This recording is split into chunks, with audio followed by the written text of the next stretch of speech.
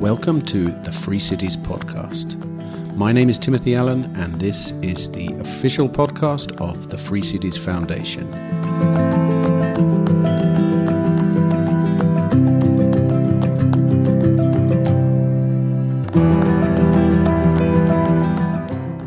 Hello, and welcome to episode number 74 of the Free Cities podcast. Well, today, please, you'll have to excuse my voice. I am a couple of days into a bout of flu or COVID or something, God only knows. I'm almost certain, though, that the kids brought it back from school. Anyway, life goes on, and I've got another dispatch for you from Dubai today. And it's also another returning guest, like last week, Stephan Livera, well known to those of you who are in the Bitcoin world. The last time we spoke was over a year ago in episode 4 when I ran into him in El Salvador. This week we're on his home territory, well, adoptive home at least. He relocated to the UAE 2 years ago, and in this conversation we discuss that move and why the Emirates have been so successful at attracting foreign talent over the last few years. Other topics discussed include the demise of the Western world, monarchies, multiculturalism, inflation, and Stephan gives us a roundup of the latest developments in the world of Bitcoin. Don't forget, you can reach out via Telegram, Patreon, or our website. And while you're here, I have a little favour to ask. Would you, by any chance, please briefly pause this recording and pop over to your podcasting app and drop us a review? Many thanks in advance. We really do appreciate all the feedback, and I'm told it helps to increase the visibility of the show. We're all working towards the same goal, and spreading the word is one small part of that, which I, for one, consider to be of great importance. Anyway, I'll be brief before my voice literally stops in its tracks. So why don't you, in the time-honoured tradition of this podcast, please sit back, relax, and enjoy my conversation with Stephan Livera.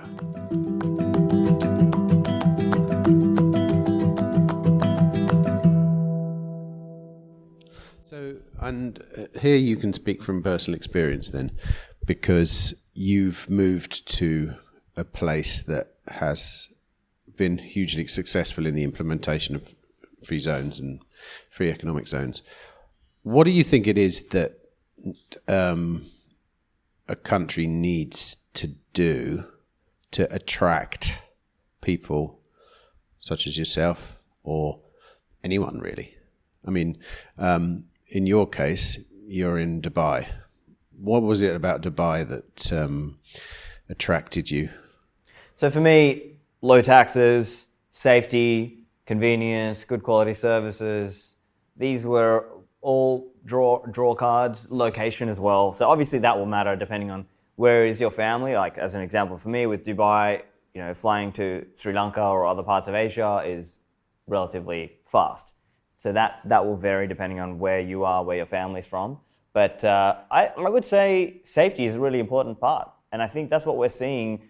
I mean, even pointing at El Salvador, thinking about how much it was a bad situation there in terms of crime. And then now that the crime is very low there, that's enticed a lot more people to come back, whether they were Salvadoran diaspora or whether it's tourists or just people who are fleeing Canada or somewhere. Now they're going to El Salvador. And I think a similar thing here with Dubai and the UAE generally is it's quite a safe place. And I can tell you, my wife loves that it's really safe here.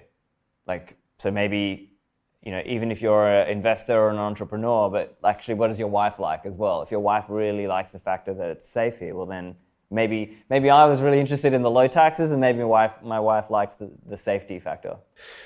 Talking about El Salvador, we've asked a few people about this and haven't really got a good answer. But do you know what's going on with Bitcoin City at the moment? What's the latest I don't really know, to be honest. I think the impression, here's the impression I get just from looking at the news.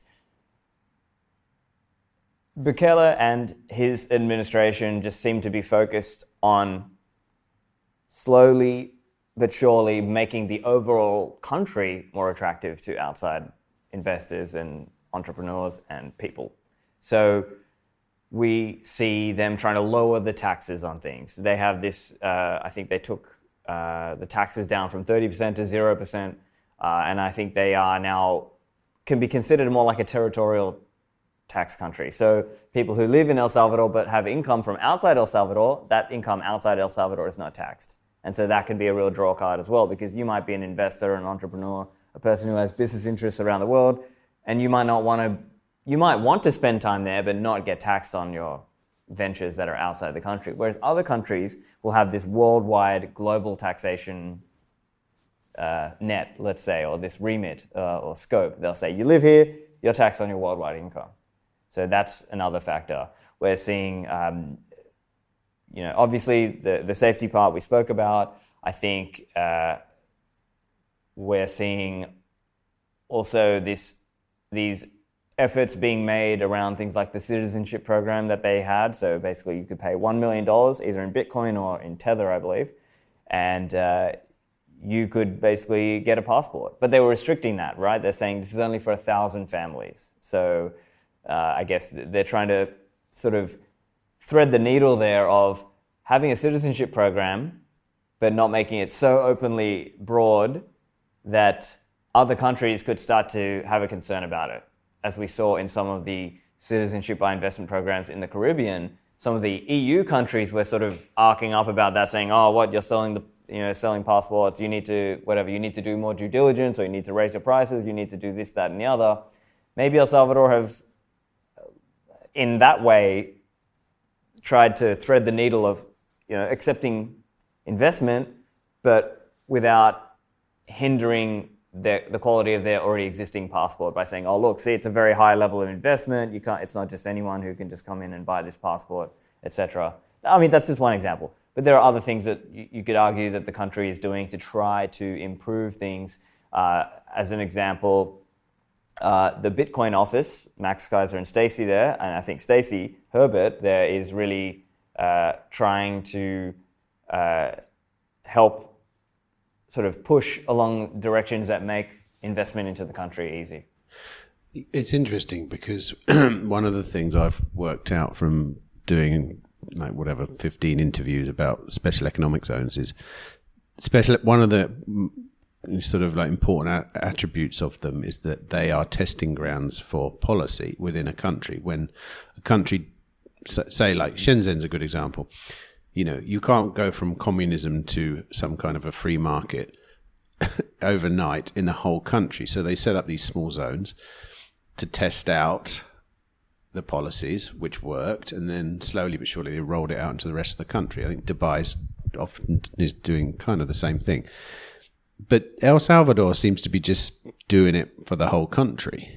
I'm surprised they haven't gone down the special economic zone route themselves. And that's why I was asking about Bitcoin City, because it's like, I thought that's kind of what that was going to be, a part of the country which was going to, try out some new rules and regs maybe. But they just seem to be rolling these things out. Is that a correct assumption, do you think? I don't have any inside info, but in terms of, I'm looking at the country just as an outsider as well, that seems to be what they're doing. Right, it seems to be that's the direction they're trying to go. And Bukele has spoken publicly about his desire to turn El Salvador into a Singapore, like the Singapore of, let's call it Central America or South America. The measures he's trying to take are just geared at improving the overall country. But maybe they will still do this Bitcoin City thing as well. But maybe it seems that's kind of on the back burner. Who knows? Okay. So let's talk about Dubai and describe life in Dubai. So I think it's really cool from the low tax and melting pot aspect, that you can meet all kinds of people. There are interesting people here, whether they are entrepreneurs, investors, whatever interest group you're into, you can probably meet interesting people here. And I think that's actually a really interesting draw card. And what you'll see is that there are very wealthy people, and they could go live almost anywhere on earth. But why is it that they choose to either live in Dubai or maybe have a place in Dubai? Maybe they don't spend the whole year here in Dubai, but they might have a place here or have a residence permit here. Why do they do that? Well, I think it's because they like the networking aspect of it. They like the social, we're social creatures. We like to interact with each other. And maybe that's also an important factor, is who's there, who's going there, who's hanging out there, who's spending time there. Some of that maybe is being driven by, like, you can see this influencer culture of like people on YouTube or Instagram or whatever. But I think part of it is also just you can meet interesting people. You can meet interesting entrepreneurs and investors and have interesting discussions, and that makes it more more worthwhile. Interestingly, I've been coming to and from the UAE for quite a number of years, almost 10 years, I suppose. But this particular time we came, Peter put a reel out on Instagram that we were coming to Dubai, and the first time ever, 3 people who I know said, "Oh, you're coming to Dubai? I'm here right now." I think there's been a small resurgence of people coming to Dubai again recently. Is that true? I mean, you're here. I would say post-COVID, yeah, we've seen a big rise in the number of people who either live here or spend time here. And part of that is, I think, Dubai and the UAE came out of the COVID tyranny era in a good light because they were relatively open. And in a loose sense, Dubai is kind of like a Switzerland, right? It's sort of neutral and people can come here. And so when there is trouble elsewhere around the world, whether it's the Russia-Ukraine conflict or something else, people come to Dubai. It's one of the places that they can still go to, and they can put their money there, they can buy a place, they can, etc. So as you know, a lot of Russian people moved here to Dubai in the last few years. Now, maybe some of those people are going to move back to Russia, but wherever there's conflict or something going wrong elsewhere in the world, people can just come here and do business here, and it's sort of relatively neutral. And I think maybe that's something that the rulers of UAE have done well with. They've just sort of said, let's create a place that's good for business and let people come here and invest here. Do you think brain drains are a real thing? Oh, yeah, for sure. I think brain drain is a very real factor.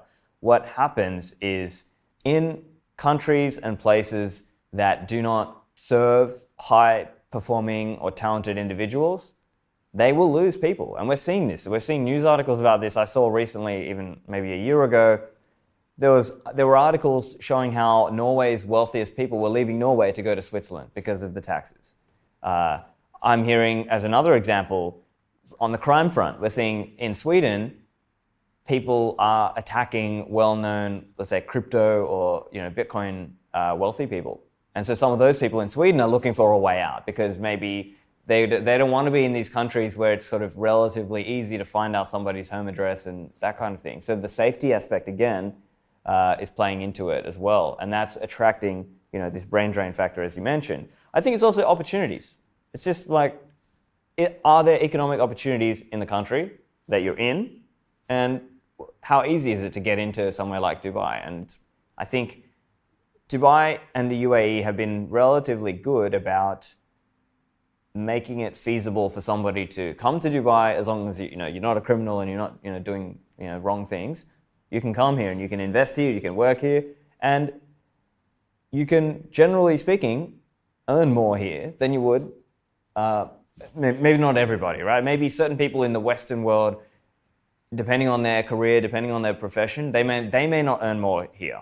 But there are a lot of people who otherwise would not be earning that much. People from India, Sri Lanka, Bangladesh, Pakistan, parts of Europe, they can earn a lot more here than they would in their home country. Where were you living before Dubai? Australia, Sydney. Sydney. So describe the difference in opportunity or lifestyle or whatever between Sydney and Dubai. Yeah, so my main reason for leaving was around my let's say, my anger at the lockdowns and the travel bans and all of this that was going on in Australia at the time I left.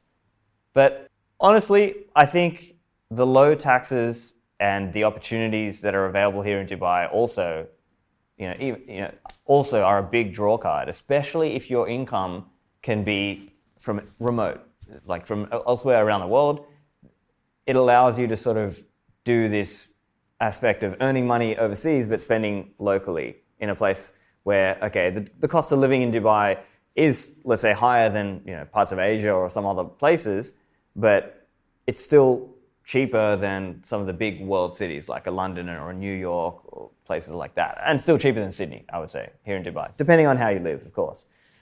So that's definitely an interesting thing. I would say there are certain changes you need to be comfortable with. So with Dubai, I mean, it's quite literally, we're living in the desert, right? And people go around on highways from one place to another in Dubai. And so maybe it's not as, let's say, walkable or, let's say, public transportable as, let's say, a Sydney or other parts of the world where they have more like a subway and a metro and it's kind of more connected. But at the same time, there are opportunities here too, right? Especially if you can work from home, especially if you are living in certain parts of Dubai, right? So in Dubai, you might be in JBR or near Marina, and that's a very walkable part of Dubai. A lot of the very wealthy people, they live out on the Palm. Of course, we're here in this Business Bay downtown area. That's also another hub and arguably a little bit more walkable. And then there are all these other communities out there where pretty much you need to drive or get a taxi, that kind of thing. So there are certain differences in the lifestyle. Obviously, it's a lot hotter here, right? It can be really hot in the middle of the year here in Dubai, in the UAE. But so long as you're okay with certain trade-offs around that, you can get more opportunities. You can have lower taxes. You can be safer. You can enjoy a different style of life. And I think, especially for people who are maybe getting a little annoyed about, let's say, some of the more woke aspects, the more leftist aspects in the Western world, right? America, Canada, UK, Australia, these kinds of countries, you don't have as much of that woke stuff here in the UAE. So I think that's also that could also be interesting. I think one of the plans when, the concept of what was going to go on here was being dreamt up in the 80s, etc., was that the UAE should serve, in particular Dubai, obviously, as a hub for people. Is that something you consider it's doing well here? Absolutely, I would say Dubai is a hub. I think statistically speaking, Dubai's airport is the #1 international arrivals airport. And I think they just hit a new record even last year on a calendar year basis. So yeah, quite literally, it is the #1 international hub from that perspective. It's big from a tourism perspective.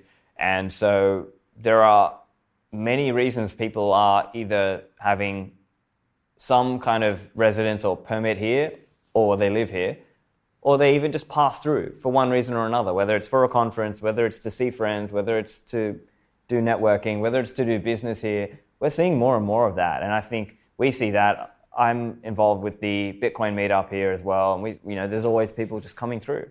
And so that's interesting for us as well. Like whatever community you're in, there's a good chance there'll be people flying through. And, it's just an interesting place.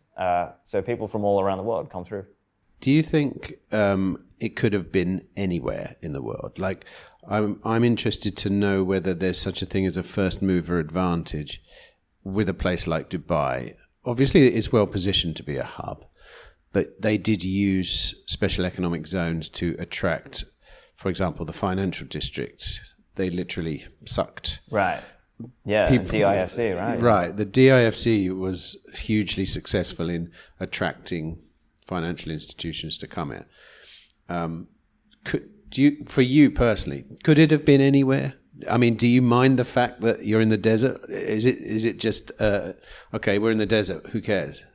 Yeah, I mean, as long as the services are great. I mean, think of it like this: you can get high-speed internet and aircon, and all the other services are there. So, I think every country has its advantages and disadvantages. And I think, like you said, the UAE, in terms of positioning, is quite fortunate, right? It's close to Asia and it's close to Europe.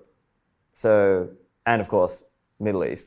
So I think that's why you see a lot of people come from, let's say, India, Pakistan, Bangladesh, because it's not that far and there's all this economic opportunity. But you know what? People could do special economic zones and, these kind of prosperity zones or whatever we're calling them, free cities, anywhere on earth, and people local to that area might go there for jobs, for investment, to set up a business. So yes, it's true that Dubai had some advantages in its position in the global geography. People have this stat. I think 4 or 5 billion people are within like a 6-hour flight or something. I can't remember the exact stat, but it's interesting that Dubai, and if you think about that radius of flight around how close many people are, and that makes it easy for it to be a hub, because then people can go there for work and then come back to see their family back in their home country. So that element obviously helps, but at the same time, I think there's so much opportunity for better governance around the world, right? Instead of governments adopting the attitude that the EU has of just regulating anything that moves, if they take an opportunity to say, let's actually have low tax, let's try to take a light touch regulation approach or no regulation approach and see what develops. And then maybe there'll be opportunities that come from that. Maybe there'll be all these people who flock here. Maybe there'll be all this investment that comes here. Maybe there'll be all these jobs there. And that is something that, I think most politicians and most, government individuals would be for, right? I mean, you're trying to create win-win-win. Whereas the view I see in, admittedly as an outsider, but if I look at at places like the EU, they look like the worst. They look like they're just trying to regulate anything and everything. And they are almost seeing it like, oh, just by regulating something, that's innovating. But really, I think that's probably one of the worst examples where we're seeing massive regulation and it's harming the EU. It's harming Europeans massively.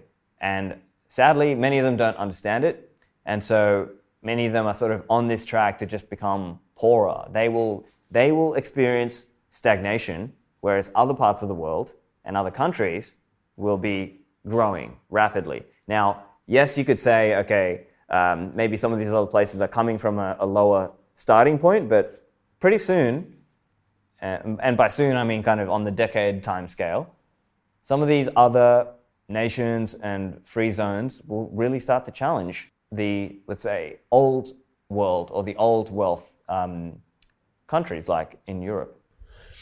If you could pick a place to establish a kind of Dubai-like zone anywhere in the world, where would you choose? If it was possible, sure. Because now I grew up in Sydney, Australia, so maybe I have some attachment there. So if you could create Dubai but in Sydney, hey, that would be cool, because then I could have all my family and friends, and have all those other aspects of it. But, the realities of it are that I think it took certain kinds of governance to make Dubai what it is. And I think one example of that is they were strict on crime and they would deport people. They would deport criminals, right? Like that was one aspect where maybe that would be hard to replicate in other parts of the world. Maybe that's just going to be hard to do, right? Just speaking honestly.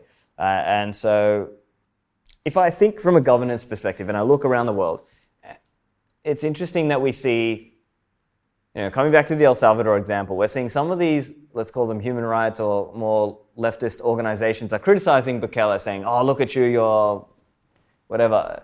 It's like, I know you've turned the country from being the murder capital to being one of the safest countries, but, you're locking up all these criminals and maybe, and they're sort of creating this kind of big, oh, you're contradicting democracy or something like this. But in reality, the people on the ground in El Salvador are voting for Bukele because he's made the place better. I think there's this lack of awareness sometimes. And I think what we're seeing in parts of America as well, as people call it the anarcho-tyranny, right? Like the people whose rights are meant to be defended, they're not being defended.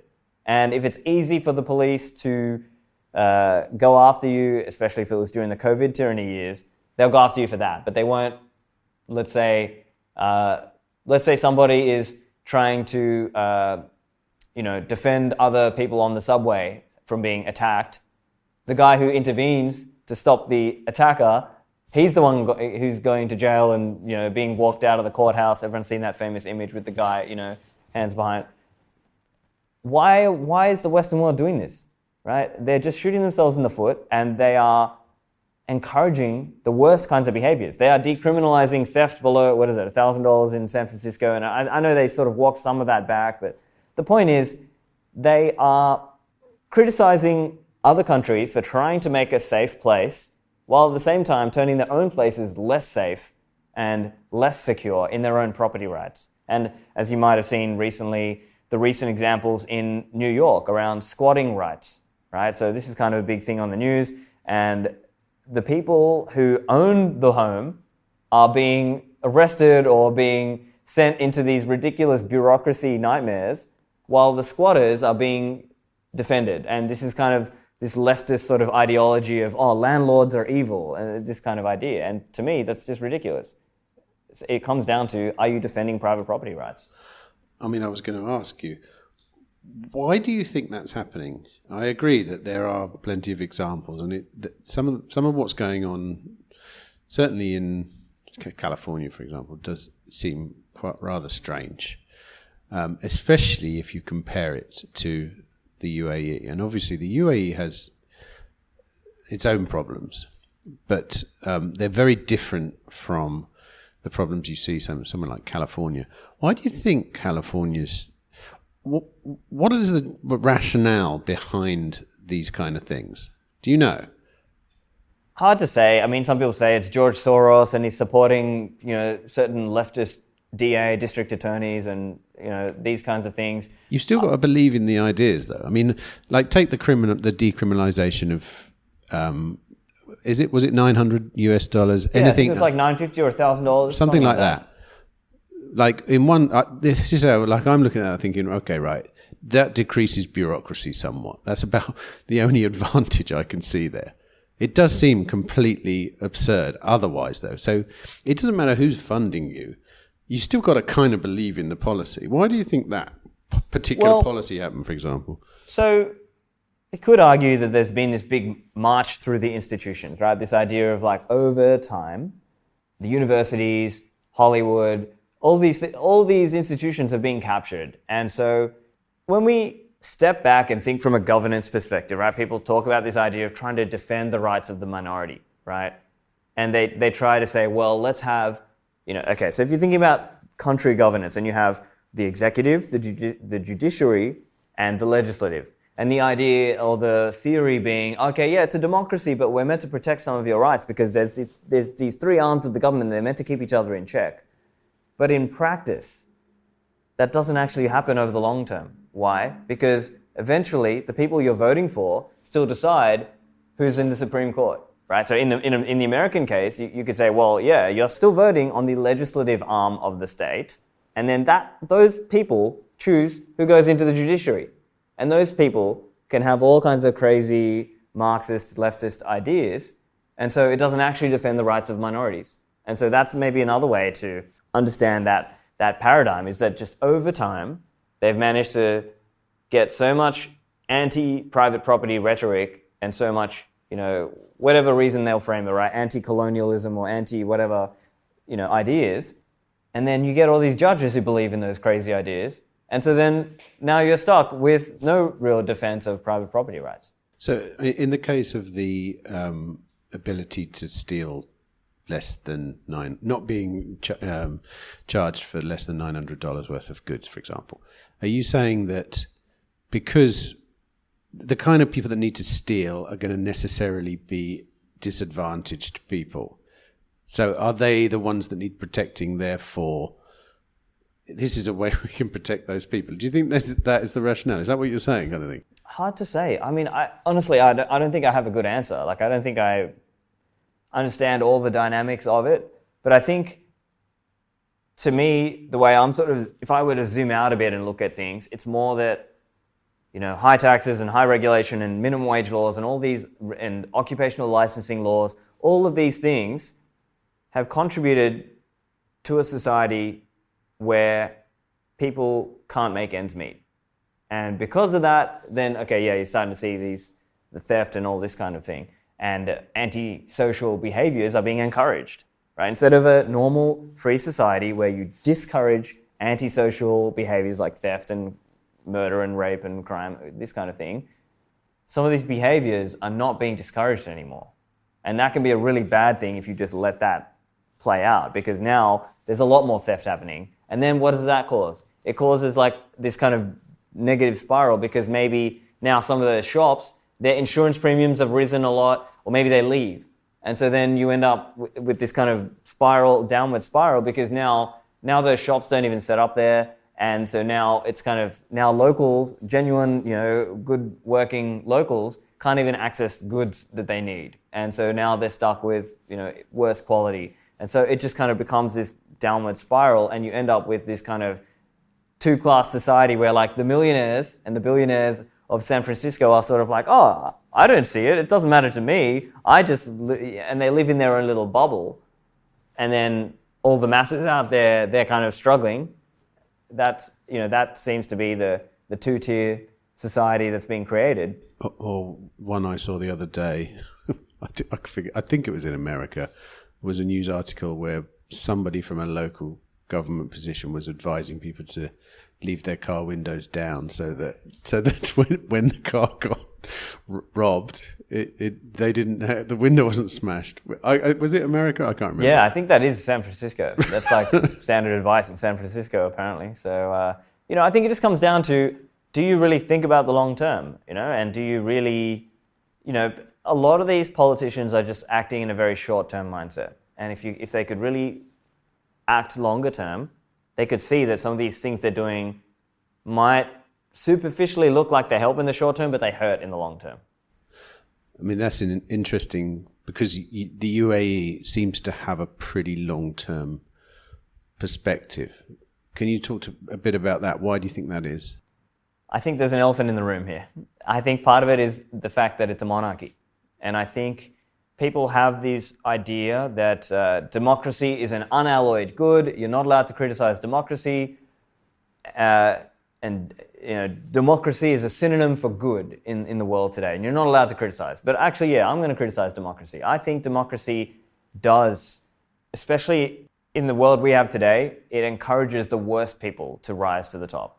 Whereas monarchy, look, it's not a guarantee. It's not saying every monarchy will always be an amazing place to live. But speaking in terms of tendencies, I think a monarch cares more about the long term than a democratically elected politician and the system that the democratically elected politicians create. And so I would say a monarch treats his territory, his state, like something to be grown for the long term. And he wants to pass it down to his son, or to his sons. So he cares about the long run. And he's not like a Democrat mindset, or he's not in this sort of bureaucrat mindset where they try to control things without having an ownership stake. For them, it's more like, hey, I'm here for 3 or 4 years, let me get whatever I can, and then I'm out. Or if you're a bureaucrat, just like, you look good by having a big department underneath you. It doesn't matter that much about like you actually being a good, regulator or a good bureaucrat. It's kind of just a box ticking exercise. So I would say that long-term approach of favoring private property rights, I think, is what makes these places better. And we're going to see that. I think we're going to see that as more and more free cities and more of these free zones come up, they will offer opportunities. And so what we'll see is free zones all around the world, and then locals in areas near that free zone will sort of be like, hey, there's jobs there. Let me, commute into there, work there, and then come back out at home. And then I think what we'll start to see is those free zones will then start enlarging, or there'll be more of them around the world. And so that will help with the proliferation of this kind of idea of, hey, let's prove out that it works. So that's kind of how I'm seeing it. I think, to summarize, it's that I think a monarch cares more about the long run than a democratically elected politician. But the ideal case would be if we could just privatize everything. I understand that's that's going to be a while before we get there. But you know what? I will also say this. In 2019, if you would ask me like, hey, how much will things change? I might have thought, look, certain things will change, but there's kind of like this Overton window of what's possible. Post 2020, so much has changed. And I think the Overton window has just been blown wide open. Now's the time to be talking about these big ideas, because now we could actually see some area, some territory, some free state or some free zone really outcompete others. Because the Overton window is so big, it's just been enlarged now. And so, yeah, I think now's the time to start thinking about these bigger ideas. Let's talk a little bit about. Oh, yeah, that's what I wanted to ask you actually. Can you describe the community here in Dubai? Who do you hang out with? Who do you mix with? Because presumably you didn't know many people when you came here, did you? I made friends with the Bitcoin community. Obviously, I'm in the Bitcoin world, so I made friends that way. There's also an Austrian economics meetup, and so those are a few examples. And then from there, you just sort of friends of friends of friends, and then you sort of make groups. And so who's here, like in general, and compare and contrast with, say, Sydney, for example? Yeah. Okay. So it's as people know, Dubai is about 90%. I don't know the exact number. It's in that range. About 90% expat. It's only about 10% local Emiratis. So it is naturally more of a melting pot. You're just naturally going to see, people from all around the world. And the funny thing is, people sometimes criticize the idea of multicultural. Maybe this is another point, but let me answer your question first before I get to that other point around multiculturalism. But the people you meet here, generally speaking, there's intelligent, entrepreneurs and investors and expat workers, right? People who are working, or they came here for work. And then I find a lot of options there in terms of who you network with, who you actually spend time with. And I think that's really cool, like whether you are doing lunches and brunches and dinners and things with people. And so, yeah, I just think there's lots of opportunities depending on, what thing you're into, what communities you run in, what circles you run in. But I have found it relatively easy to make new friends and make a social circle here. But I guess that's one criticism sometimes people have. They say maybe it's a bit transient, or because there's kind of always a churn of people coming in and going. But I know that the leaders, the rulers of Dubai are trying to make it more a place that you can settle down. And now they've got programs like the Golden Visa, that kind of thing, so that people can actually set down a little bit more of some more roots here. So, yeah, I've been here for, 2 years and 3 months-ish, around that.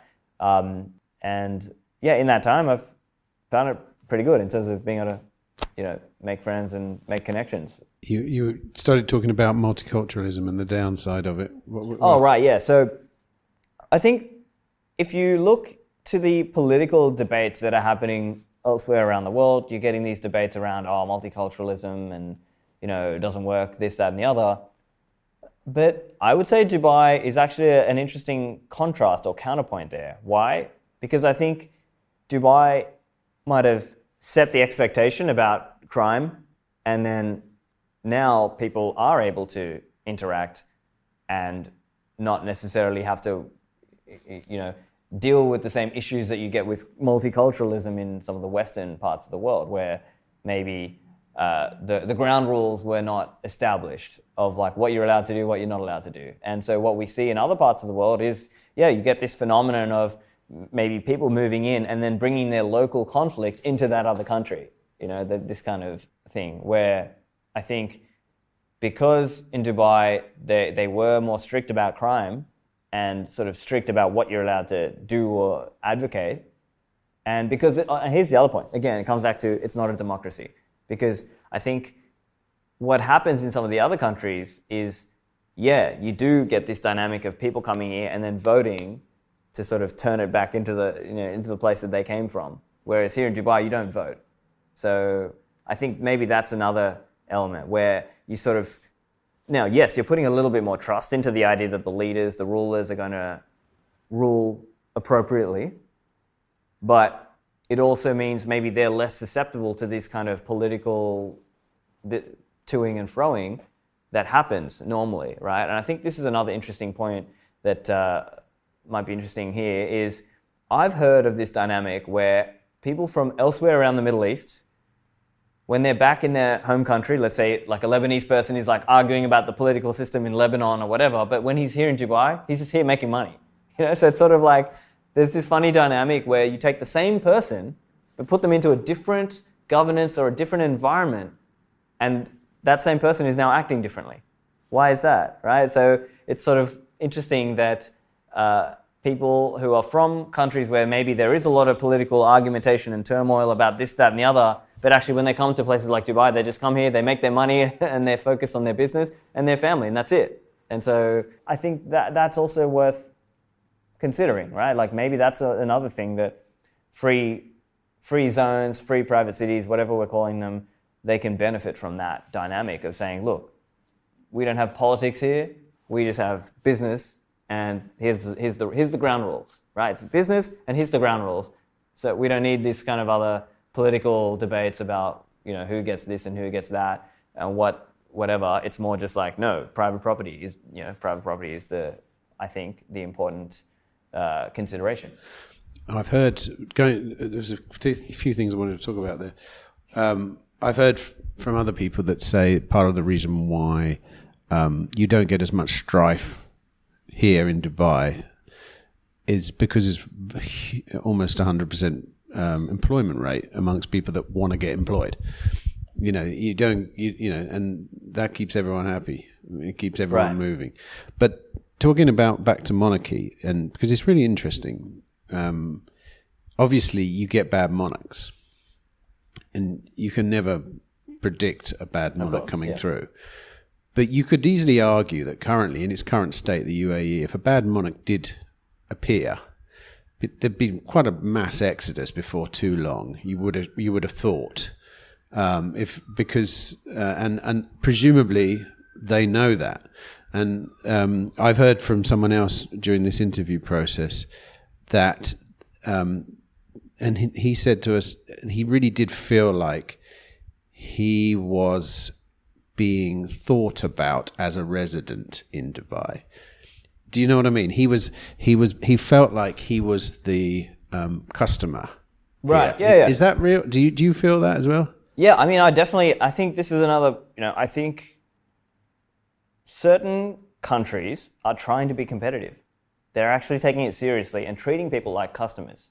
And I would say places like El Salvador and places like Dubai in the UAE are doing that. I think arguably when they take this mindset of we want to attract people and we want to attract customers, naturally they're thinking more along the lines of what is going to make this a better place to live, to invest, to work, to do business. Whereas in much of the world, the democratic world, let's say, you're stuck with this mindset of everyone is just trying to take, right? People are just trying to take or regulate. They're just sort of like, and they sort of treat it like, oh, I'm just going to rest on my laurels. I'm just going to I'm just going to take private entrepreneurs for granted, right? I'm just going to assume they're going to keep working hard and I can just keep taxing and regulating them. And I think that's not going to work out well for a lot of the, let's say, the Western world. Yes, they're coming from they're starting from a very high position. Like if you talk about today, yes, they've accumulated a lot of wealth, but I think they're going to stagnate relatively compared to other countries. And so they're going to lose out, especially coming back to that brain drain factor. What you need is those top 1 to 5%. Those are the people who really, really move the needle, right? Because they're the ones paying, they're the ones setting up businesses, and they're the ones who end up paying so much tax in the Western world. And now those people are getting attracted to places that are offering them a better deal. I think America's almost the best example of that. Huge barrier to entry and huge barrier to exit as well. They really do take people for granted, and you can obviously, in a way, quite rightly so. Everyone wants to go there, apparently. But you're right, their competitive advantage will wane relatively quickly. I mean, I don't know whether you've noticed this, but since we've been in the Middle East, everyone's talking about Saudi Arabia. Yeah. It's the new place that is changing daily in so many ways. The projects like NEOM and the other things that they're planning in Saudi, and just everyone is looking at this place now as a place that's reforming, that's turning into the new hub or the new place. What have you heard about Saudi Arabia? Yeah, so I think it's, as you said, from what I hear, Saudi Arabia is really trying hard to develop. Now, it's not like Dubai, it's more like they're trying to be like a Dubai in certain ways. So, and maybe in like a few decades, they'll sort of be at the level. But for now, or maybe in like a decade, let's say. But yeah, definitely I'm hearing this increased competitiveness aspect coming out of Saudi Arabia. I know that, I don't know the details, but I've heard they're trying to do things like have free zones and tax advantages and things like this. So I anticipate the Middle East is just in general going to become a more competitive place and rise in prominence. Places like Qatar, Oman, Saudi Arabia, UAE are all, I think, sort of going...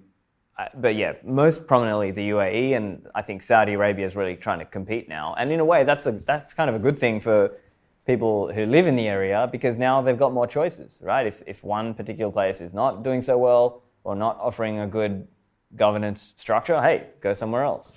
Can you speak a little bit to the life cycle of a governance structure in as much as you were alluding to earlier?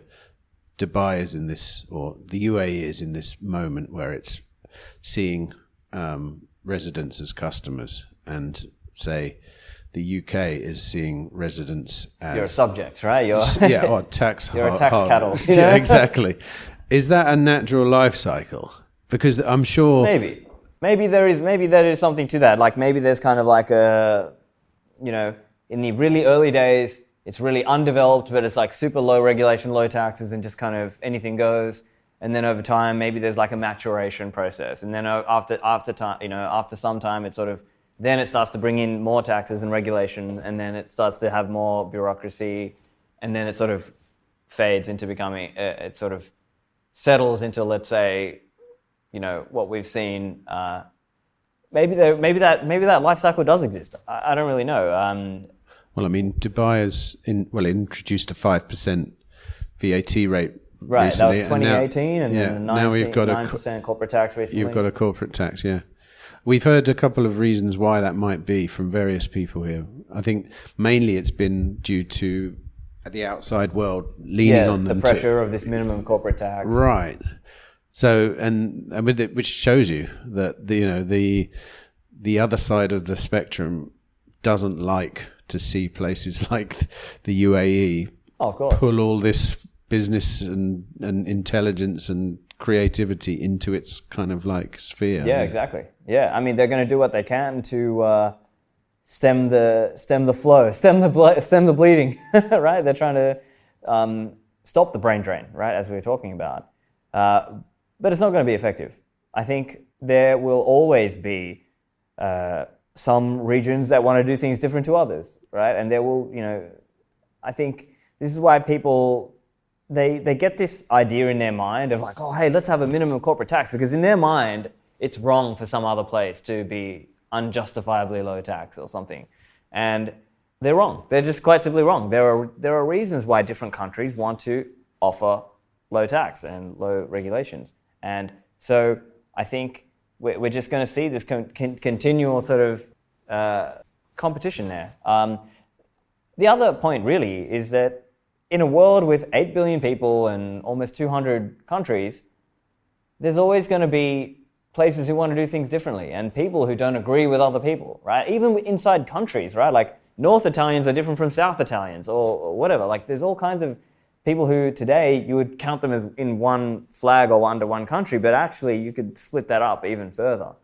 And so I think we are going to see this trend of more jurisdictions, right? Like coming back to that stat. Now, I don't know the exact number, but I've heard after World War II, I think there were about 85 countries. As we speak today, in 2024, I think that number is more like 190 or 195, something like that.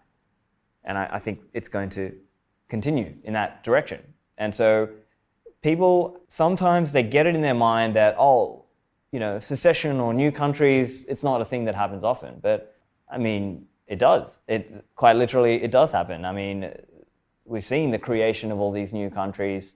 Even recently, things like Serbia and Montenegro, or Czechoslovakia, and now it's Czechia and Slovakia.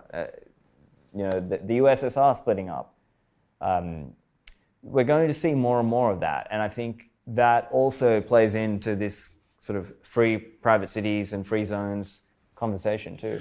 Do you think there's an advantage to being a smaller country then? Yes, absolutely. In what way?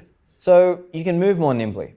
I think you can be more nimble. And here's the other thing. If we're thinking about customers, think about if you're trying to offer a service to your customers, it helps if you're closer to them, right? Think about the other opposite end, right? If you're talking about the USA, this mega superstate, the world's most powerful government that's ever existed, and you have these bureaucrats and these legislators in Washington, D.C. regulating people who live thousands of kilometers away from them, it's just not realistic, right? It's not aligned with how the people would like to be governed. And I think that's why there's an advantage for smaller states and for smaller regions to outcompete in that way.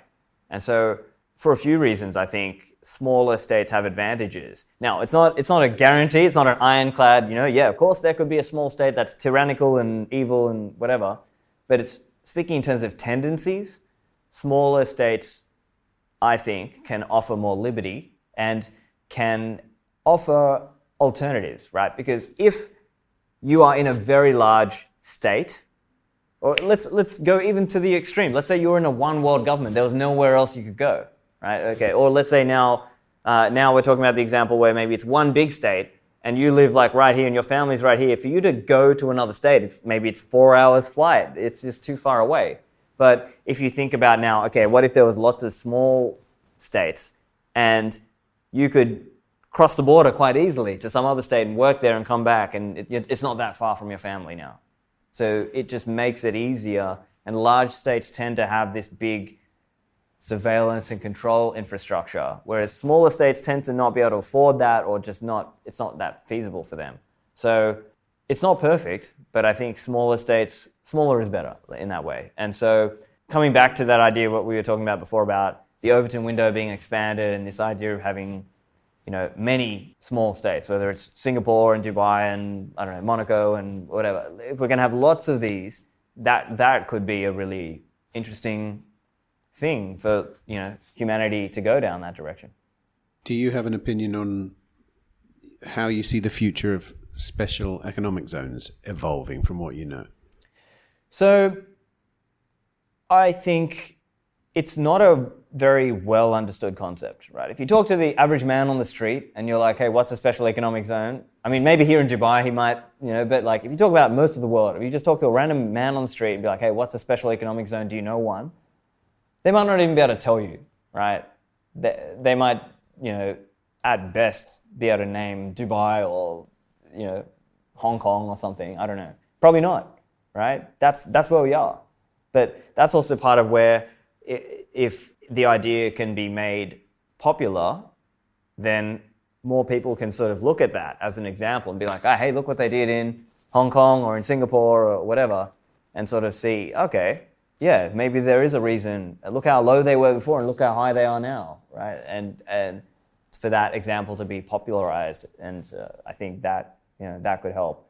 But yeah, I think coming back to what we were saying before, in terms of what's the future of some of these, yeah, I think the legal innovation aspect of it might be another future element of it. This idea of having, put it this way, having an outside mediator or arbitrator instead of this idea of the state being the ultimate rulemaking and court authority to be able to rule on cases not just between its subjects, between the subject and itself. And that's the world we're in, for most of the world today. But eventually, if we could get to a state where states have to go to an outside court, then I think that would also be really interesting and really powerful from a liberty perspective. And then that could, again, bringing it back to win-win-win for everybody, that could enable better service delivery and better customer service and better, treating people like customers instead of treating them like tax cattle. What's your opinion on autonomy in general? And one of the aspects of free zones and special economic zones is a degree of autonomy from the government. What's your sweet spot on autonomy? Yeah, hard to say. I think the challenge in a democratic system will often be what the other people think, right? If they can be whipped up and riled up into, getting angry. Here I'm thinking of Honduras, right? I'm thinking of like how the Honduran people can sort of be whipped up into a frenzy about, and they'll say various arguments about, look what these people are doing on Roatan in Prospera or whatever. Or maybe some of the more leftist organizations internationally will sort of criticize and try to sort of help the socialist cause. So, where does it all land? Yeah, I think it's going to be hard to sort of make that case, but that's the case people have to make of let people have the right to choose how they would like to live. And this is coming up all around the world, right? Even in America, I'm thinking the quote-unquote national divorce conversation and secession and should states be allowed to secede, right? Because a lot of people will instantly think, civil war, whatever, But the funny thing with that is they think that just because people fought a war hundreds of years ago, that has implications on, what people should be doing now. And don't forget, America seceded illegally from the UK, right? So the formation of the country was quote unquote illegal. So I think it just comes down to more principled arguments around why do you support secession or support smaller states or economic zones. The idea is you're trying to give people the right to choose for themselves instead of, you need to be forced to live under this democratic governance system that we have decided for you. And don't worry if you're a minority and you're constantly always going to get voted against in any democratic thing. We're going to protect you with these other protections, but actually those other protections just fade over time anyway, right? Just as we spoke about this idea that, the Supreme Court will protect you, but actually they won't, because we'll just choose different people who go on that court and they will decide against you and you'll never be able to vote for your own freedom. You'll just be stuck as a permanent minority. Well, maybe that permanent minority might decide, hey, yeah, I want to go live in a free private city, or hey, I want to secede. We want to be able to decide what we do. And so, the full libertarian, full autonomous answer is to secede right down to the right of the individual, would be the hypothetical, a world with 8 billion governments, per se. Now, will we ever get there? I don't know. I think it's more likely that we live in a world with many, many city-states. I think that's the likely outcome. Just for the last 20 minutes or so, let's move on to Bitcoin. Yeah, sure. There's a lot been going on this year. Can you sum up the major developments in 2024? Because, like I say, I think we're having one of those years, aren't we? There's been a few pivotal years. Or we were talking about this on another recent podcast, and I was thinking about big events in the Bitcoin journey that cause new paradigms. I think we're going through one now. Yeah, so I think the ordinals, inscriptions stuff has driven fees up, and then that's forced more of a conversation around who can afford to use the chain. And I think more and more people are sort of being aware now that not everybody on Earth can afford to use the chain. And we don't know what technology will come. We don't know if there'll be a block size increase. I would say it's unlikely. It's possible, but very unlikely in my view, as an example. but there's maybe now more conversation around what other technologies, what other soft forks, what other things could be done to sort of improve that. But at the same time, there's also another way of thinking about it. Like, you could just say, look, I'm sorry, not everybody on Earth can use the chain, and there will be custodial services.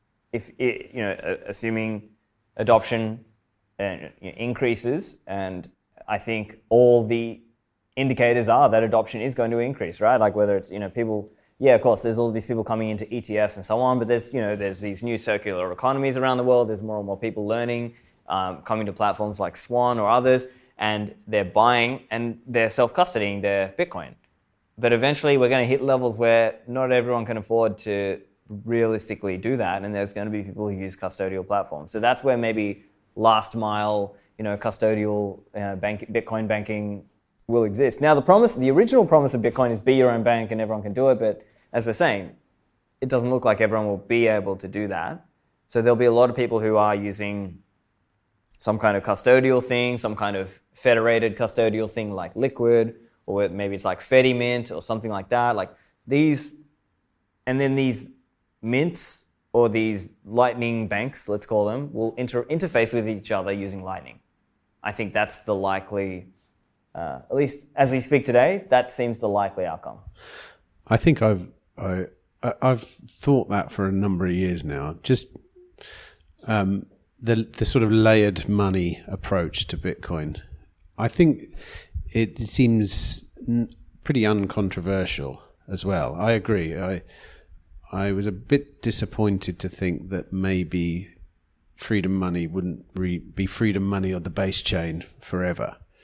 But the truth of the matter is, like you say, is this is a free market of ideas in the Bitcoin space, and whatever people choose to do is what happens, and that appears to be the outcome. So I think that's right. I think the outcome is right because it's being chosen by the consensus. What do you think about the future of the layered spectrum on Bitcoin? I mean, do we end up with thousands of layers in the end? So they are all moderated by your ability to access layer one, right? And I think sometimes people get it in their head of like layer one, layer two, layer three, four.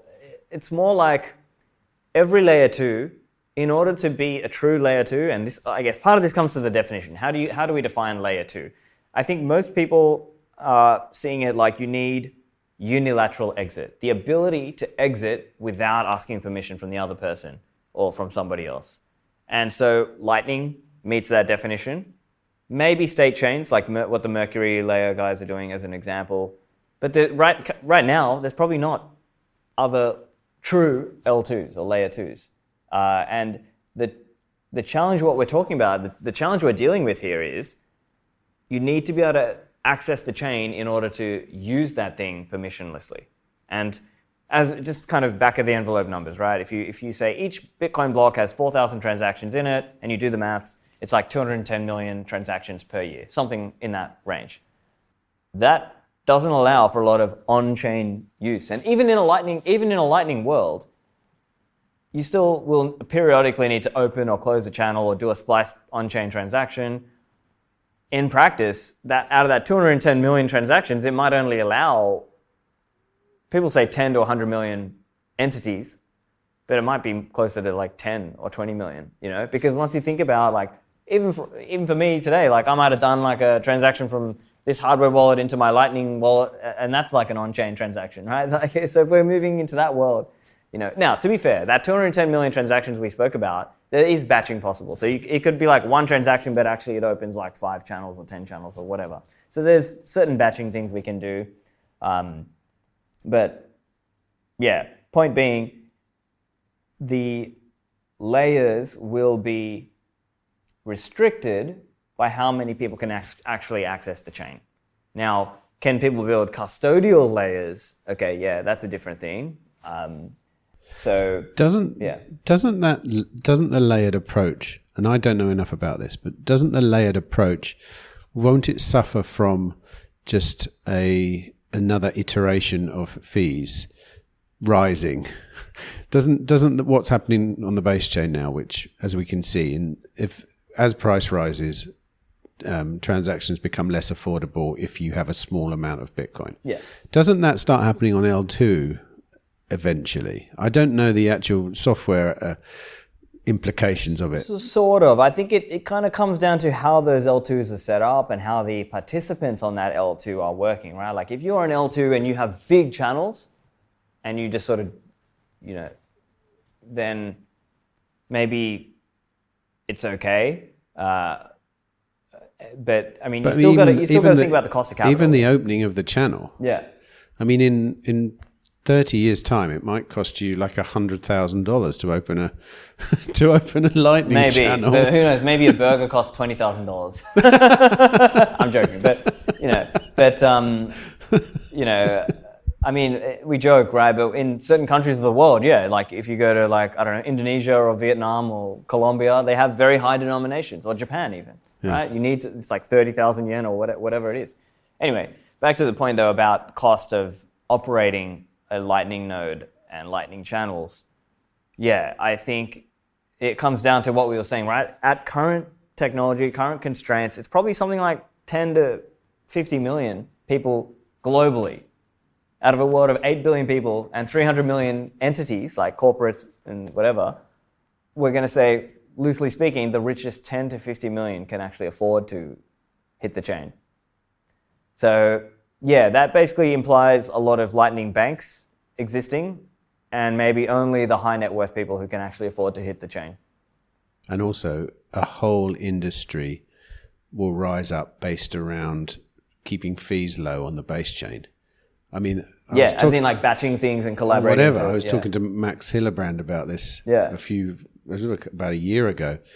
There'll be 1,000,001 ways to try and save fees on the base chain. Unlike now, when you try and get a cheap fee, but you're not too bothered. It's $2, $3, $4. We've been living in Satoshi's subsidy era. Yes, and that's the way Bob Burnett frames it as well. And I mean, there's truth to that, right? Like. In 2009 to 2020 to 2024, we've had it cheap, and we've been lucky. Eventually, it's gonna flip, and you're gonna have to pay quite a bit in fees. But I think the interesting thing would be, will the fees may rise in real purchasing power terms, but in Bitcoin Satoshi terms, they may actually come down over time. They may trend down because that's the scarcity, right? So in real purchasing power terms, it's going to get expensive. One interesting thing as well is quite a number of Bitcoin UTXOs might get stuck. They will be uneconomical to spend. Yeah, yes. They'll become effectively dust. Which is a strange concept, and I'm almost certain that some very bright minds will come together to try and solve that. But I don't know how you do from currently. It may just be that they're kind of left, it's like a wasteland. They're just kind of the wasteland donations of dust UTXOs. Yeah, but dust these days is like, a tenth of a cent. We might be talking about like $20,000 dust, $40,000 dust. Someone's going to work on it to try and release it. I mean, yeah, but it's kind of like the definition of it though is that it's uneconomical to spend it. What about splitting micro satoshis? Wouldn't that solve the problem? So it's not quite like, so the point here, what we're talking about here is those dust UTXOs, like that's why they're called dust. It's because they're too low to spend. And so I don't know if, I know, actually Dhruv Bansal wrote from Unchained Capital. He wrote a blog series, I think it was called Dust in the Engine, something like this. This is like back in 2018 or 2019. He was writing about this idea of dust, dust outputs. So yeah, I mean, the main thing I would say is people just need to get their houses in order now to be ready for that future and make sure you're kind of dealing with larger UTXO sizes. Might be worth just explaining what you mean by that, consolidating UTXOs. Right. Just put it in basic terms, just in case anyone's listening to this going, what the hell are you talking about? In simple terms, a UTXO is an unspent transaction output. Every time you send Bitcoin transactions, you're kind of consuming it and creating new outputs. It's like you're melting down the gold and recasting those into new gold bars. But the point here is each coin or each UTXO, you want to make sure that your UTXOs at a minimum are 1 million sats. I think that's like a good rule of thumb. Minimum, have your UTXOs at 1 million satoshis per coin. And then that means on a per UTXO basis, you're kind of relatively safe. Higher, but you should go higher than that if you can. There is a privacy trade-off to that, but at the same time, you have to balance the economics, the efficiency with the privacy. And the privacy trade-off is that you may combine, basically you're trying to take all your very small denominations of Bitcoin on the chain and consolidate them together. But if you consolidate transactions from completely different periods of your life, you're basically revealing to whoever wants to look at the chain that all these things belong to you. Related, and so it's a case. It's a dance. It's a tightrope walk that you walk, but probably it's worth doing, as you say. If you're thinking long term, you may not care if you're worried about 1 million Satoshis. UTXOs, when in 40 years you may be so rich you don't care anyway. So maybe you're just like whatever. I mean, who knows? What about ETFs? Certainly they've added a very strong layer of legitimacy to Bitcoin. That's the general sense, I think. Yeah, a lot of people are saying, look, BlackRock is doing it now, and the reality is we are a social creature. We're a social being, and so we often, and I say we, I'm just going to summarize, I'm just talking in general, people look at who they see as high status and they copy those people or they try to be like them, right? Whether it's, Kim Kardashian or Cristiano Ronaldo or whatever, like people are looking at that. And so in the financial world, it's BlackRock, it's Fidelity, what are they doing? And I think that gives this perception, right? This perception of, hey, Bitcoin is okay now. Hey, I can do this thing now. And now they have an easy way to access it. And so I'm hearing the demand is, it's been huge. When you think about how much money has been flowing in through these Bitcoin ETFs. Now, of course, I would rather people bought, real Bitcoin instead of buying IOU layered on top of an IOU. But nevertheless, a lot of people are putting in their money through this. And that is going to, drive a lot more interest. And I think it's going to drive a lot more conversations all around the world, whether it's at the government level or at the large corporate level, whether it's at the fund management level, family office, high net worth, everyday pleb, everyday retail person. It's going to drive those conversations all around the world of what am I doing to save my money? And instead of doing my silly 60-40 stocks and bonds thing, maybe it's time to start thinking about Bitcoin. And what allocation to Bitcoin am I going to do? And it won't even just be, do I do Bitcoin or not? It's what allocation do I go for? Are you going for a conservative 80% or an aggressive 90%? I'm joking.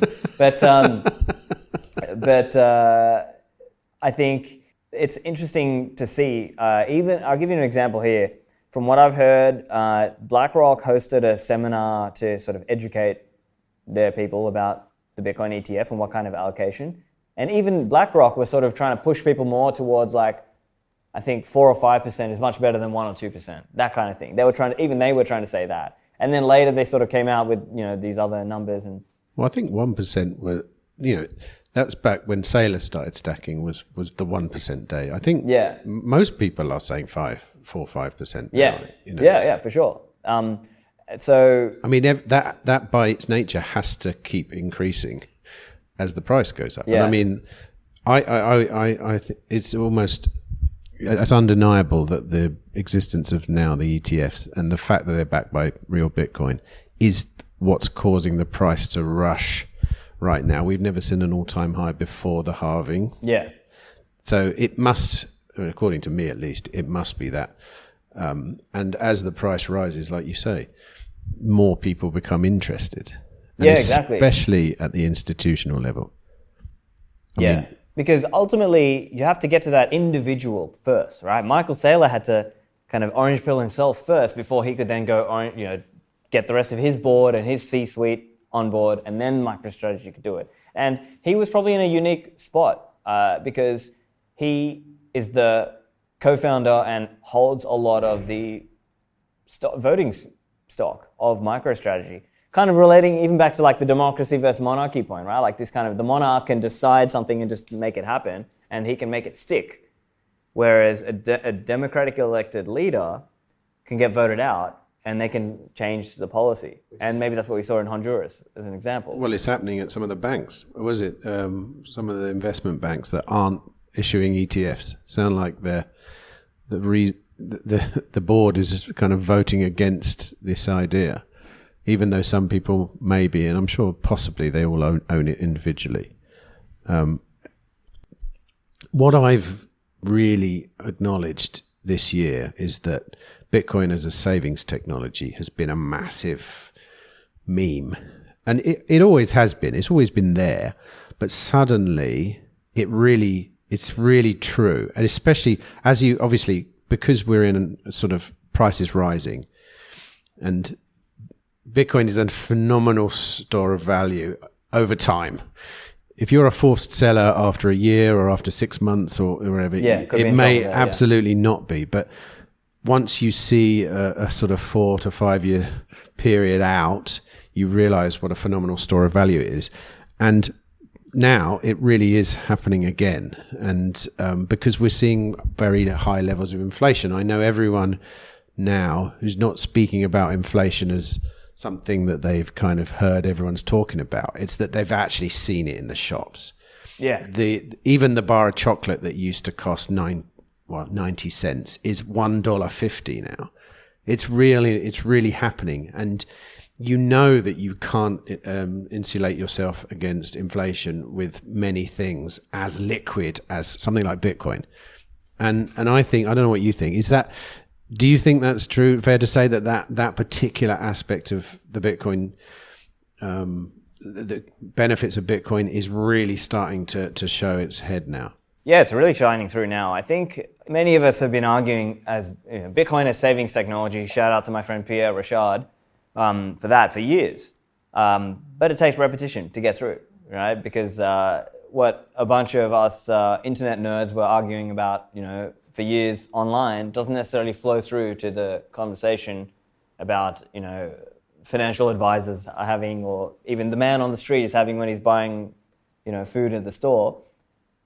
It's absolutely starting to happen. And, in years gone by, we used to get pushback that, Bitcoin is not an inflation hedge, blah, blah, blah, because look at this time period. And it always comes down to kind of cherry picking the time periods. But I also like the framing of my friend Parker Lewis. He says, hey, Bitcoin is not an inflation hedge. It's the solution, right? That's really what we're talking about. It's not just an inflation hedge. It's a solution to the problem of fiat currency. And so I think over time, these ETF buyers will go down the process themselves, right? Like they might start with, okay, it's just a ticker. Let me buy my 5% or whatever IBIT or whatever ticker they buy. And eventually, in a year or two, they might have gone in at 5% allocation, but after a year, it might be 40%. And now they'll be like, whoa, this thing is now 40% of my portfolio. I better do some more reading about it. Okay, let me listen to some podcasts. Let me read some books about this thing. Oh, okay, there's actually this whole reasoning around why money should be separate from the state and why sound money is a good thing and scarcity is a good quality for money to have, etc. All of these conversations. And why does it matter that it's decentralized and it's robust and it's scalable and accessible and all of these things? And eventually they'll sort of start to be like, yeah, I need to get some outside of the ETF. I need to get some that I hold. And you know what? Even in the future, we may start to see that conversation too, that people can have in-kind redemption out of the ETF.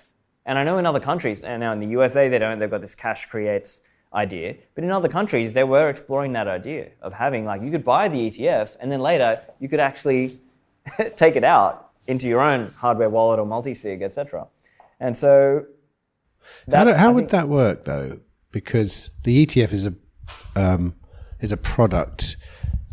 I mean, I don't actually know what. Actually, no, I don't even know. What is the ETF comprised of? Is it like? We're probably going beyond my level here, but in terms of what I know. But I think my understanding of it would just be that you could sort of close out your account with that ETF and withdraw the Bitcoin. What I mean is, if you buy, often ETFs are basket of different Yeah. things. Yeah. But if you buy like one Bitcoin's worth of Bitcoin ETF, what are you buying? A basket of one Bitcoin? Or what? Yeah. Well, I mean, it's an IOU of an IOU. Is it? It's literally that. Because you're buying whatever, BlackRock or Fidelity or whatever, and then in reality they have an account with Coinbase or whatever, and then Coinbase Custody's team is actually the one holding the underlying Bitcoin. So you've got like two levels of IOU. I didn't think it through because it sounds so stupid now when you think about it. When you could just go and buy the Bitcoin. But I mean, it sounds silly when we say this, right? But the reality is the typical person who's not a Bitcoiner, who's not like us, they're sitting there with their E-Trade, whatever, terminal, Charles Schwab, whatever, and they just want to be able to type in iBit or HODL or FBit or whatever the different codes are. They just want to be able to type that into the platform that they've already done KYC, they've already got it set up, it already has all the same kind of inheritance planning and all this other stuff set up on this brokerage account. That's what all of this was, Of course, they could have come to Swan or to Coinbase or to whatever, big exchange and bought it there, but most of them were just not willing to go that far. And also the narrative, the media, it just wasn't, the hype wasn't there. Of course, we keep tapping on all-time highs again in price, and as a result, there are some very wayward price predictions happening on a day-to-day basis. Yeah. What do you think about all that? So, I mean, I'll say this. I think people are putting too much into like these charting models, right? And I think it's better to just think in terms of what markets can Bitcoin displace, right? Gold, bonds, stocks, property, like physical property, and think, what percent is Bitcoin going to take out of there, right? And I think for me, at least this cycle, now again, obvious disclaimer, I don't have a crystal ball, right? But I could see something like mid six figures this cycle. I could see that. To me, it's plausible, put it that way. I could be wrong. And to be clear, it could be like mid six figures and then we take an 80% drop, So, just as is tradition, we do a big run up and then we take an 80% drop, as we've done, 2014, 2018, 2022, like we just, that's kind of the cycle of how things go, right? I think we've got a few of these cycles to go. And so I'm sort of, the way I think about it is, I'm regularly accumulating Bitcoin, but I'm ready for an 80% drop because I've lived through multiple of those and I see that as, that's a likely thing to happen again. But yeah, so I think one thing I would say is I think last cycle was maybe a little bit muted because of the China mining ban and because of, paper coins with FTX and so on. I think we didn't get as much NGU number go up as we quote unquote should have or otherwise would have. And so I think that was causing a lot of people to sort of undershoot their expectation for this cycle. So yeah, as I said, I don't have a crystal ball, but I think mid six figures is, plausible. We could get to the range of gold-ish, which I think at current day prices is maybe 700,000, something like that. But yeah, we could hit that level and then crash down below it, and then Peter Schiff will do his victory lap of, see, look how stupid you are. Bitcoin's gone from 600,000 down to 100,000. You're all a bunch of idiots. It's going to zero. But nevertheless, we keep stacking and just keep doing it again. And some percentage of those people who got wrecked on the way down, they go, they listen to Stephan Livera podcast, or they read the Bitcoin Standard, or they learn about some of these concepts, and then they become a new hodler. They become a real hodler instead of being like a tourist, I know. I saw some interesting charts yesterday from someone who was monitoring outflows from the ETFs, and it looks like we're having a bit of a dip at the moment, and people are, already selling that dip. In the classic sense. And I always thought... Even there, people were arguing. I think Eric Balchunas from Bloomberg was trying to go the other way, saying, no, it's actually the ETF guys who are buying now. So, yeah. Right. Yeah, but anyway, go on. But what I mean is, I like to hear that even institutions, and they still, buy the top and sell the bottom. Oh, yeah, absolutely. I mean, institutions will make the same mistakes individuals make. Institutions can be as degenerate. Maybe not quite as degenerate, but yeah, they can be. And so, some of them will sort of buy an amount and get wrecked, and there'll be a bunch who spend time underwater because they bought the top.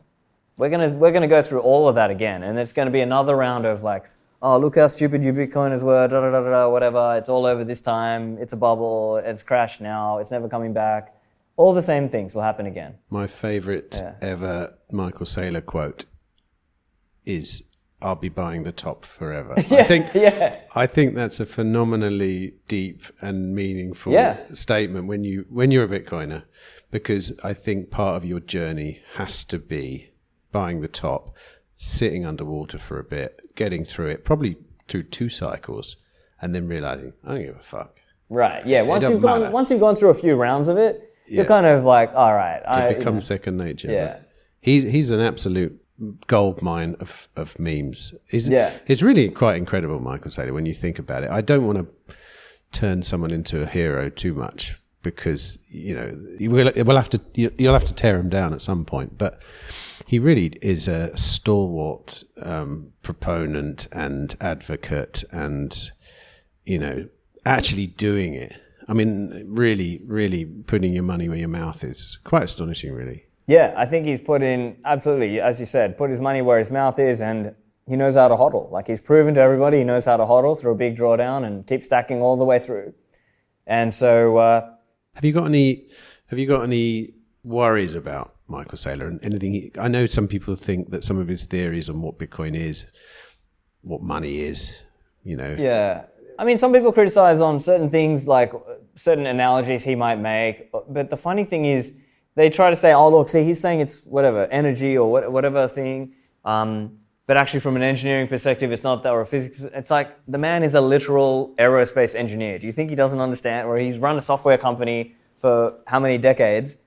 You think he doesn't understand software? Like, it's, sometimes people are maybe taking a message that's designed for the new people and then treating it as though that's meant to be technically precise for the, for the hardcore people. It's like, no, there's analogies that you can use to sort of bring new people in, and sometimes those analogies will necessarily not be perfect. And that's just the way of the world. That's life.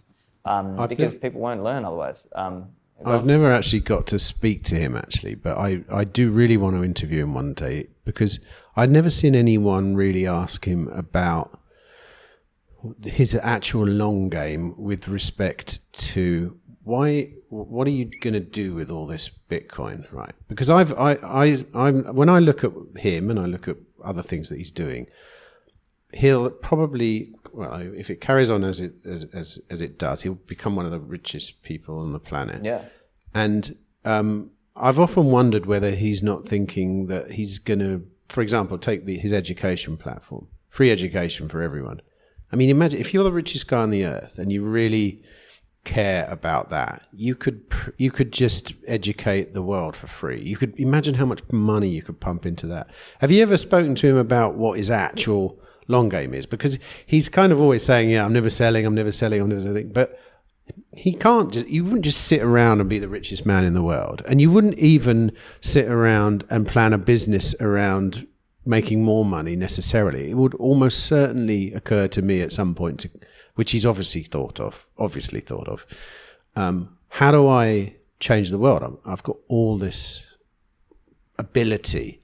And I just see the education platform as possibly one of those things. What do you think? Yeah, I don't actually know. I've never asked him kind of at that level of what are you going to do with the coins? I mean, you might have seen the memes shared or whatever. Or I think he said some clips have gone online where he said die with the coins or something like that. He would saying what? He would die with the coins. Yeah, well, I think one podcast, I think he was going into this explanation of how he was saying it was this would be a really charitable thing, or this could be something to just literally just die with the coins and let them, I think that would be really disappointing, don't you?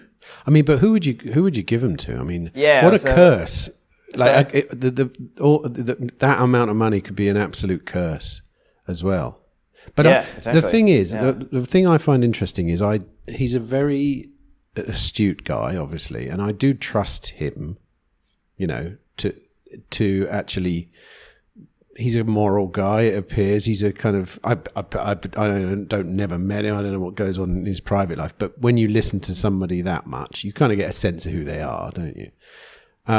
I there's a part of me that really hopes that he does do some incredibly philanthropic things. And like the one that springs to mind instantly is the education thing, because he has this education program, and I know that their plan is to give free education to everyone. You know, well, if you ever speak to him next time, ask him that. I mean, my read, I haven't directly asked him about that, but I mean, my understanding of, I guess the way I see it is like I'm guessing what he would say. I'm guessing he would just sort of view it like, look, it's an online platform. What we want is education available to everybody, and now all you need is a computer to access that. And then boom, now you can like learn all this stuff, whether it's Bitcoin things or physics or other topics that they have on there, or business related topics, and that's it. Like it's just there as a resource to sort of prove that you can do these things online, right? This kind of dematerializing things, as he's spoken about, or he was famous for the mobile wave, right? Like kind of seeing this trend of like, hey, the world is going to smartphones and mobile devices, and investing in, you know, Apple and the other companies that he invested in. So I think that's if I had to guess what his view is, I don't know though. What would you do with 200,000 Bitcoin? Set up a citadel. Set up citadels around the world. have a citadel network, and you know, try to prove that free markets work. You know, I think that would that could be something that could really. I mean, really, would you? Like, think honestly, if you had 200,000. If I had 200,000 Bitcoin, yeah, I'd look at what citadels can I set up, and can I, you know, yeah. But I mean, I think that may be the direction the world is going anyway. Like we may see that it's just going to be like, kind of like city-state, kind of, you know. You reckon his Miami pad might become a citadel then? Or the boat. Maybe he'll get into seasteading. Well, seasteading, yeah. Maybe he's going to be a big seasteading guy. I don't know. No, I mean, I don't know. I don't know if he's as into kind of the the freedom stuff, the free cities aspects of it. No, the freedom stuff. He must be into liberty. I mean, he's mentioned he's a fan of Herbert Spencer. The moon is a harsh mistress. Or is it Frank Herbert? Sorry, Frank Herbert. The moon is a harsh mistress, which is I think it's a one. I haven't actually read it myself, but I've heard it's like a libertarian thing. And he considers himself, you know, into Austrian economics, so presumably he likes, you know, free markets. So yeah, we'll see. I mean, it's hard to say. Yeah. Well, listen, I won't take you any longer. It's been a good chat. Nice to see you again in Dubai. Last time we spoke was in El Salvador, I think. Yeah. Two very similar places, but thanks again, Stephan, for coming in, and thanks for hearing your words of wisdom again, and I hope to see you another time. No worries. Thanks for having me.